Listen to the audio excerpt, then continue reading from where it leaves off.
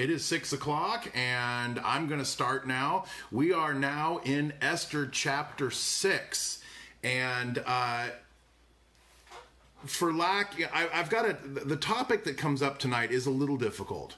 And so I want you to bear with me on this, because obviously in the text that we're going to be reviewing, it's pretty straightforward. It's just a story. There's not a whole lot of things that I can comment about, other than one thing that just pops out and is really obvious to me as I go through the text. So what I'm going to start tonight with is a quick catch up, and then I'm just going to read the chapter, and then I have one thing to talk about afterwards. We have to remember that Esther has decided that she was going to risk her life by appearing for the king so that she could save her people. The only way that her people were going to be saved from this Haman dude who wanted to kill not only her uncle Mordecai, but every living Jew, that included her, was to ask the king for mercy. And the way she went about it was she went to him and appeared before him without his leave, which could have got her beheaded. It didn't. So what it ended up doing is she asked him, "Can I have a banquet for you and Haman?" And she invited only the two of them, and the king agreed. So the next day, Haman and the king show up to this banquet, and the king asks her, "Hey, what is it that you want from me?" Well, the next thing she says, "Well, I'll tell you what, I'm going to have another banquet tomorrow, and I want the two of you to come, and at that point in time, I will let you know what my request is." That's where we left off. So now we are the night after the first banquet. Chapter 6, verse 1, here's where it starts. It says, "That night, the king could not sleep. So he ordered the book of Chronicles, the record of his reign, to be brought in and read to him. It was found recorded there that Mordecai had exposed Bigthana and Teresh, two of the king's officers who guarded the doorway, who had conspired to assassinate King Xerxes." Now you have to go all the way back to the first chapter to remember that happened, because Mordecai, right when Esther was chosen to be queen, Mordecai let her know that there was this thing that these two guys wanted to do. They wanted to kill the king. He didn't go to the king himself, but he let Esther know, and Esther let the king know. The king checked it out and had these two guys assassinated. But Mordecai never got any credit for it. It was written down in his book of Chronicles, as we see here in verse 6, but Mordecai was never awarded or anything. And the next thing you read about is this Haman guy being elevated to this level of just as almost second in command, just totally in charge of a lot of things, a lot of honor. And Mordecai, meanwhile, gets nothing. But now the king is looking at this. He's laying in bed. He can't sleep. All right. A lot of times people are looking at this and saying, you can see God working here. And you can. It doesn't clearly specifically say God is behind this, but let's think about it. What's causing the king not to sleep? Let's see what the king reads. What happens because of this? He reads the Chronicles and then asks in verse 3, he says, "What honor and recognition have Mordecai received for this?" the king asked. "Nothing has been done for him," his attendants answered. The king said, "Who is in the court?" Now Haman had just entered the outer court of the palace to speak to the king about impaling Mordecai on the pole he had set up for him. So Mordecai was Haman's enemy. Haman wanted him dead, and Haman was showing up to the king's place of residence to ask him, "Hey, do you mind if I kill this guy?" right at the same time that the king is reading about how Mordecai saved his life. His attendants answered and said, "Haman is standing in the court." "Bring him in," the king ordered. When Haman entered, the king asked him, "What should be done for the man the king delights to honor?" Now, understand something. Haman has no idea that Mordecai is the one he's talking about here. He's there to ask the king to let him kill Mordecai. But instead, he thinks he is the guy the king is talking about. Haman's probably just getting all puffed up and really starting to feel great about himself. So now Haman thought to himself, "Well, who is there that the king would rather honor than me?"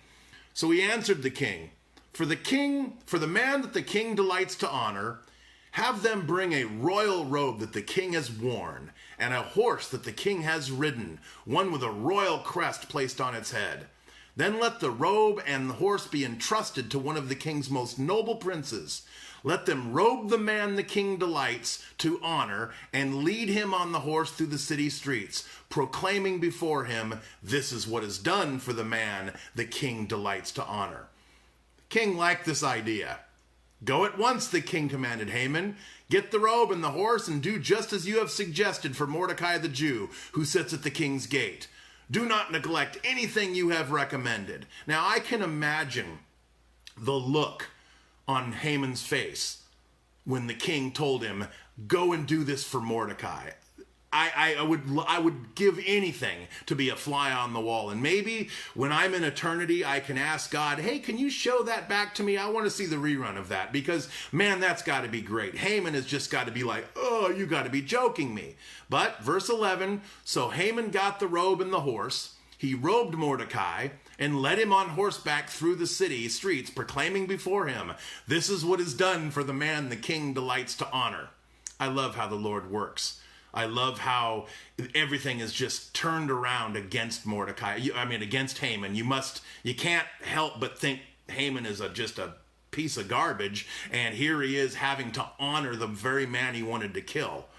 After Mordecai returned to the king's gate, but Haman rushed home with his head covered in grief and told Zeresh, his wife, and all his friends everything that had happened to him. Poor me. His advisors and his wife, Zeresh, said to him, since Mordecai, before whom your downfall has started, is of Jewish origin, you cannot stand against him. You will surely come to ruin. While they were still talking with him, the king's eunuchs arrived and hurried Haman away to the banquet that Esther had prepared. There we go. That's chapter 6. If you do any studying of this book, one of the primary things that you're going to see as being one of the main topics is going to be how God is working behind the scenes to bring salvation to the Jews, even though they were completely and totally unfaithful to him. You have to go backwards a little bit, back to understand what are the Jews doing in this land? Well, they had been brought here by the Babylonians. They had been conquered and taken there as prisoners. And they stayed there for 70 some years. Well, what happened was Babylon was overthrown by the Persians, Xerxes' group of guys. And so what happened was they inherited this very large, in the millions, group of Jews, and after a while they allowed them to return back to Jerusalem. They said, hey, you can go back and rebuild your temple, do what you want to do, we're not going to hold you here. But a lot of the Jews, and from what history suggests, more than half of them decided to stay. Why? Well, they didn't have a relationship with God. It wasn't necessarily rejecting him, but they were rejecting their heritage. They wanted to stay there because they had businesses, they had things were going well for them. They had lots of, new relationships. That's all they had ever known. They had no desire to go back and rebuild the temple, rebuild the walls of Jerusalem. They wanted to stay right where they were at. And now they're facing, complete annihilation because this guy Haman wants to kill him. So the picture behind the scenes in the book of Esther is how God is working. Now you can see in this first chapter, who puts it on the king's heart or makes it so he can't sleep. Okay, and why would they read that exact, I imagine that those particular chronicles of the court were huge, but he just so happened to read about Mordecai at that time. And as you see these things play out, even going back a few chapters to the fact that Esther was made queen, you see God is working behind the scenes to bring about salvation despite Haman's efforts to kill them all. That's the picture here. Okay? And the question I have, the thing that pops into my head more than anything, especially in this chapter, is does God really involve himself in our lives like this? See, we love God stories, I call them, that end well. Okay, any scripture, I mean, this particular story, maybe I'm spoiling it for some of you, but it ends well, okay? And many of the stories that are in scripture end well. They start with things really looking like they're going to be, I mean, the greatest one of all is the resurrection of Jesus. One minute he's dead and everyone's crying and it's a terrible scene and they've lost their Lord, they don't know what to do, and the next thing you know, he's up and walking around and he's with them again. And then he's, off to heaven. I mean, you can't end much better than that. And we love God stories that end well. We also love our own God stories that end with us winning. You hear a story about someone that got fired only to land a much better job that they never thought they would ever get. Or you hear somebody that got injured in a car wreck and had to go to the hospital, but while they were there, they found a tumor just in time to save their lives. You hear these great stories. And I have many of them myself, where things were happening, things were moving really quickly. I have time, I want to share it with you. What brought us to Humboldt County was literally the death of a very sweet woman. We had a landlord and we lived in a really wonderful place. We had no intention of moving. My wife was pregnant with our 7th child, and all of a sudden we get notification that our landlord has breast cancer and she's selling the house. And we're like, you got to be kidding me. What are we going to do? And one thing led to another. The next thing I know, I'm back in Humboldt County where I grew up. And because of that, well, I'm involved with this church. Several of my children have met and gotten married. I have one grandson and a granddaughter on the way, and maybe even more. All started with that event. It was a tragic event. It was terrible. Because she died, it didn't take long, and she passed away. But, everybody has their own God stories about how, God worked in their lives and to bring about something wonderful for us, okay? But the question I have is, what about when we lose? We love the stories when we win. We love the Bible stories when apparently it looks like God wins. But what about when we lose? You see, some people believe that when themselves or others suffer, that it's actually a result of some sin in their lives. Now, this is not a new thing. If you go back to John chapter 9, verse 2, Jesus and his disciples confronted a blind man. And they looked at Jesus, they said, his disciples asked him, Rabbi, who sinned, this man or his parents, that he was born blind? And Jesus specifically answers them and tells them that the man was born blind so that God could be glorified. No other reason. You see, verse 9:3, he says, Jesus answered, neither this man nor his parents sinned, but this happened so that the works of God would be displayed in him. See, this man's blindness, which was lifelong until Jesus healed him, was not an accident. It was not a result of sin. It was done by God on purpose so that the works of God could be displayed in him. Something else, some people believe that God is not involved at all when we lose. That the only involvement God has in our lives is when we are winning, when things are going good, when we are blessed. It's like our God stories are those few moments when God steps into our lives and manipulates a few things and then he leaves, only to come back when we need him the most. Many folks don't believe God has anything to do with the negative trials and tribulations that we go through, okay? This leads to some very unfortunate thinking that says, I cannot believe in a loving God who would allow so much suffering. You ever heard that one before? Of all the reasons I've heard for people to tell me that they don't believe in God, that is the reason I hear the most. And literally, I've heard it 20, 30, 40 times. I've lost count. That seems to be the go-to for folks that say, I can't believe in God because I can't believe in a God that would allow suffering. Well, I was exposed to this again today, not personally, but through Facebook. I was reading a post that someone posted about the lead singer of a Christian rock band named Hawk Nelson. Some of you may have read this. It says that he had given up in believing in God. Okay, and obviously it didn't say in the outside part of the post what his reasons were. I was tempted to click on it. Of course, I clicked on it. But before I did, I said to myself, I'll bet anything that his number one reason is because he can't believe that God would allow suffering. Whammo! This is what he says. John Steingard, lead singer of Christian rock band Hawk Nelson, says, if God is all loving and all powerful, why is there evil in the world? Can you not do anything about it? Does he choose not to? Is the evil in the world a result of his desire to give us free will? Okay, then what about famine and disease and floods and all the suffering that isn't caused by humans and our free will? If God is loving, why does he send people to hell? Well, first off, he doesn't send people to hell. People choose to go there. That needs to be clarified, and that's a very important thing. It's a valid question. I'm not saying his questions are not valid, but the answer is very clear. God doesn't send people to hell. Okay? They choose to go there because they reject him. But all the other stuff, he's right.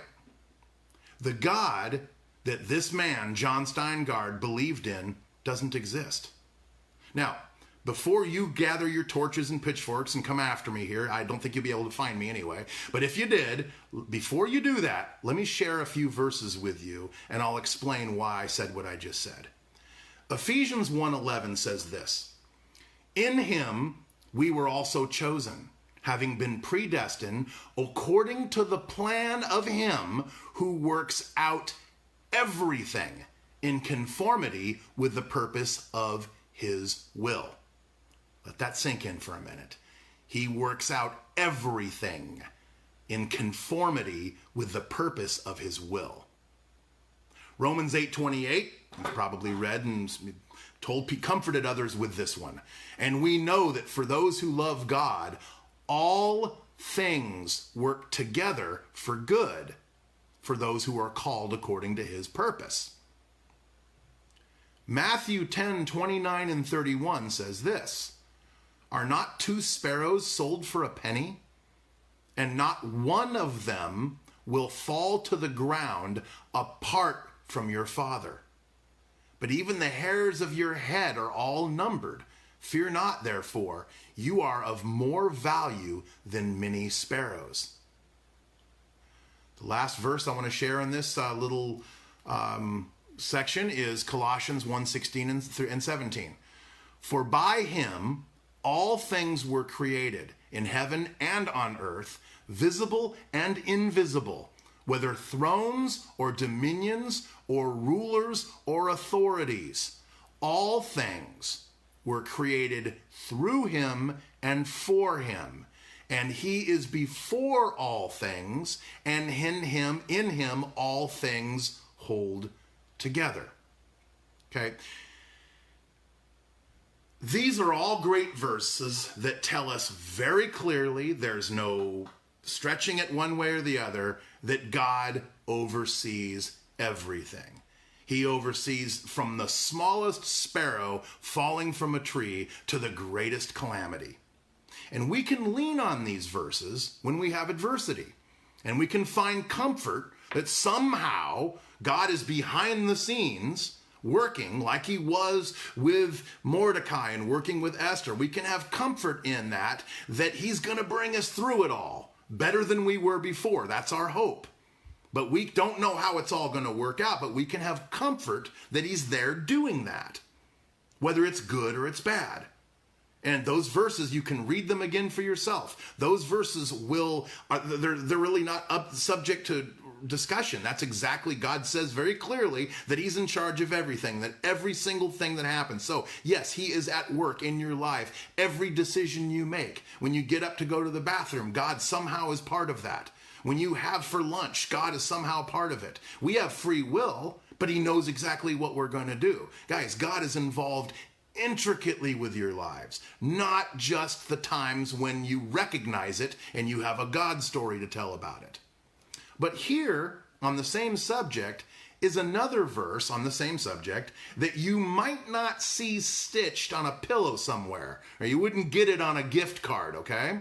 It's from Isaiah 45, 7 through 9.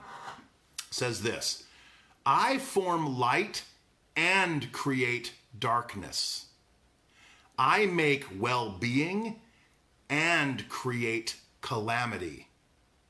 I am the Lord who does all these things. Shower, O heavens from above, and let the clouds rain down righteousness. Let the earth open, that salvation and righteousness may bear fruit. Let the earth cause them both to sprout. I, the Lord, have created it. Woe to him who strives with him who formed it, a pot among earthen pots. Does the clay say to him who forms it, what are you making? Or your work has no handles. Okay? The reason that I said that Mr. Steingard's God doesn't exist, because God is really clear about this. He did create everything, including the darkness, and he created the calamity, the famine, the disease, the floods that Mr. Steingard speaks of are all works of the Lord. When we say that I don't believe in a God that would allow suffering, you shouldn't. Excuse me, I got it backwards. God is very clear that he does allow it and that he's part of it. What do we do with that? I'm not trying to paint a bad picture of God here. God is behind these things, and he doesn't hide it. His word doesn't hide it.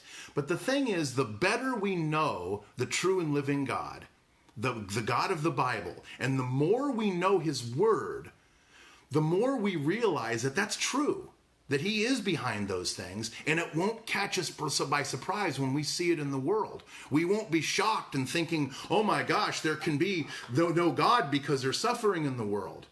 God never said there wouldn't be suffering. God even said he's part of it. So when people say that, well, that's because they've created a God in their own image. They've created a God in their own mind, a God that doesn't allow suffering. And then all of a sudden they see suffering, and what they're saying is, well, that God can't exist. Well, the God of the Bible does exist, and he does allow these things. So once again, I ask the question, what do we do with it? But why? Why does God allow these things? I'm not going to answer that. I'm sorry. I can't answer it because I don't believe I can. All right. But I am going to share a verse with you that tells you why I would say that. The question is, why does God create calamity? And I'm going to tell you I can't answer that because Isaiah 55, 8 through 9 says these things. For my thoughts are not your thoughts. Neither are your ways my ways, declares the Lord. As the heavens are higher than the earth, so are my ways higher than your ways, and my thoughts higher than your thoughts. You see, I couldn't understand it, even if he told me. I can guess, but that's all it's going to be, is it's going to be some, I'm going to come up with some, well, this is why I think God allowed that to happen, and it's probably going to be wrong. So therefore, I'm not going to know why God allows these things too. And you know what? God is telling me, don't question him. Who are you? Who's the pot? To say to the potter, what are you making here? Where are my handles? I'm not in a position to question God and ask him why he does these things. Okay? However, hopefully I just got a message that says my phone is getting warm. So hopefully you guys can still see me. It's not interrupted, but I don't know what the problem with that is. Anyway, I'm getting close to being done. Just because I don't understand something doesn't mean that it can't exist. All right? So what do I do with this? I'll ask that question one last time, especially when we see, what do we do with that when we see so many people lose, when we see so much suffering? 2 points, and I'm done. Just like we are told not to gather treasures on this earth because they're all temporary, we have to remember that all suffering is just as temporary. The only permanent thing is God and the eternity we will spend with him. We will forget all of the suffering. Again, the only permanent thing is God and the eternity in which we will spend with him. during that time, we're going to forget all the suffering. We're going to be cured of all the diseases, and all the wrongs will be righted. The events of this lifetime will flicker and fade out and be forgotten. The second thing is for us to be heavenly minded. I heard that saying once, I don't know where it came from, but it says that Christians are too heavenly minded to be of any earthly good. Well, Colossians 3:1 says this: "Since then you've been raised with Christ, set your hearts on things above, where Christ is, seated at the right hand of God. Set your minds on these things above, not on the earthly things. For you died, and your life is now hidden with Christ in God." The Apostle Paul was able to say that it was to die was to gain. That comes from Philippians 1:21. But that he would stay behind if that was God's will to ask him to do that. But for him to die was to gain. And death seems to be the ultimate bummer that we all can relate to as being as losing, right? So what do we do with this? We can't make the suffering any less than it is. When we lose loved ones, when we lose relationships, when things like this happens, we're going to suffer. There's no getting around it. But we can remember that through all of it, God is sovereign, meaning he's on the throne. He's in control of it. So maybe, hopefully, that can help control a little bit of the fear that's associated with that. Just knowing that he's on the throne and he's in control, despite what we might be seeing going on, is going to be comforting to some. And realizing by being heavenly minded, this life, this is a flicker. Eternity is eternal, guys.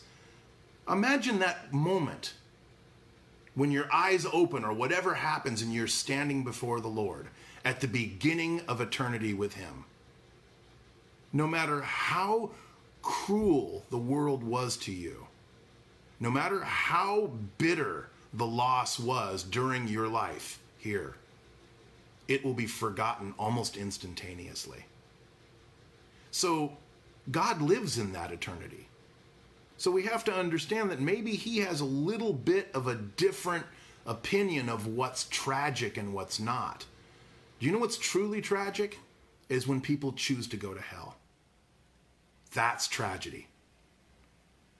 The things that we suffer in our lives, I don't want to minimize anything that anyone's going through, so please forgive me if it sounds like I'm trying to do that. Personally, I'm healthy now, thank you, Lord. I have no issues to concern myself with other than, I'm losing my hair and, things like that, but that isn't threatening my life, at least that I know of. But I do want to face death with dignity.